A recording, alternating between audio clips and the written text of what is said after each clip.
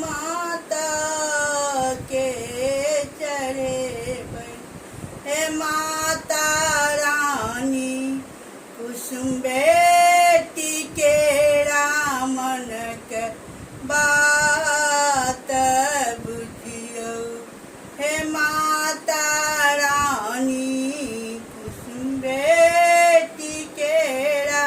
दिल के बात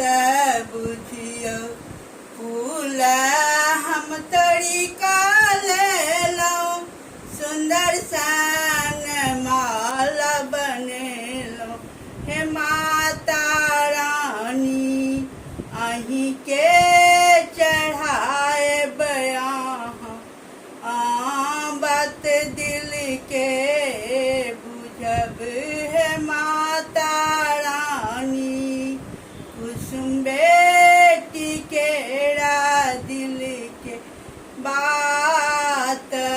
बुझबई फूल हम चुन चुन ले लहूँ मैया शरण हम एलौं हे माता रानी आहू हमरा सीथ